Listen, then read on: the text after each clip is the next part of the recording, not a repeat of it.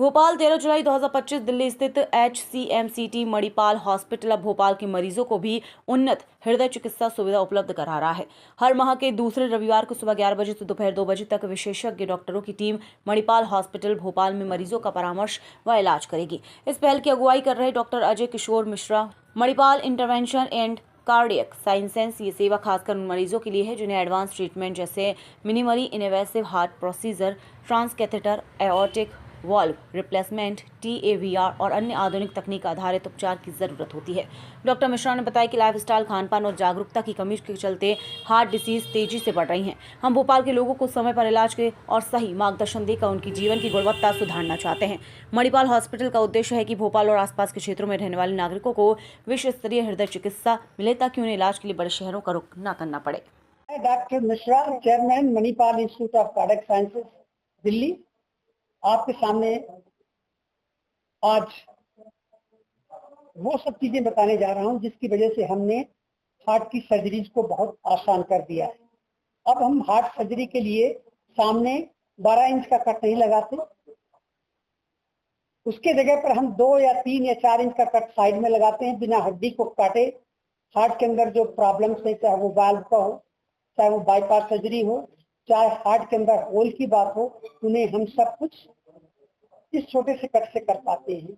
हम रोबोट का भी उपयोग करते हैं, जहां पर कि रोबोट के द्वारा हम हार्ट के वाल्व्स को रिपेयर कर देते हैं, बदल देते हैं। बाईपास सर्जरी के लिए हम आर्टरीज को निकाल लेते हैं और जो हार्ट के अंदर जो छेद होते हैं उनको भी हम रोबोट के द्वारा बंद कर पाते हैं। कितना समय लगता है सर ये रोबोट की सर्जरी में हमें 5 से 6 घंटे का लगता है, डिपेंड करता है कि वो कितनी कॉम्प्लिकेटेड सर्जरी है।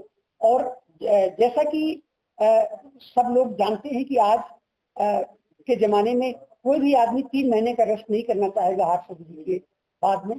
तो अब ये एग्जांपल है कि हम 3 से 4 हफ्ते के अंदर मरीजों को वापस उनके काम में भेज देते हैं। इसमें ब्लड लॉस कम होता है, कॉस्मेटिकली सुपीरियर है, इनका बहुत ज्यादा नहीं लगता है।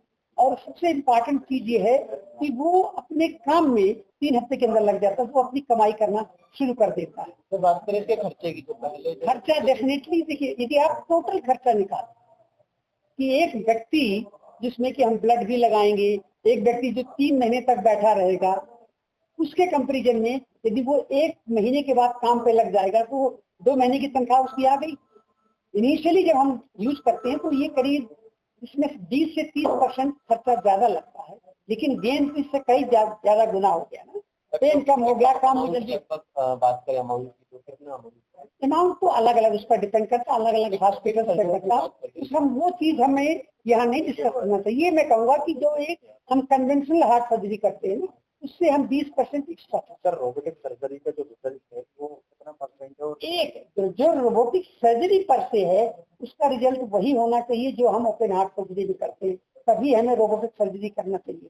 यदि रिजल्ट इंफीरियर है तो डेफिनेटली हमें रोबोटिक सर्जरी नहीं करनी। AI का कितना सहयोग सर? अब AI का सहयोग जो बेसिकली मेडिकल साइंस में है वो डायग्नोस्टिक में है। अगले 2 साल के या 3 साल के अंदर ये जो AI है इसका यूज ट्रीटमेंट में आएगा। वो कैसे आएगा? नैनो टेक्नोलॉजी आएगी, AI आएगा और उसमें जो इंस्ट्रूमेंटेशन आज है उनमें उनको इनकॉर्पोरेट करेंगे और उनको डाटा के बेस के अनुसार जो डाटा मेन चीज है डाटा, वो डाटा जो अवेलेबल रहेगा उसके हिसाब से ये जो रोबोट जैसे इंस्ट्रूमेंट है इनकी इफिशिएंसी बहुत कई गुना ज्यादा बढ़ जाएगी।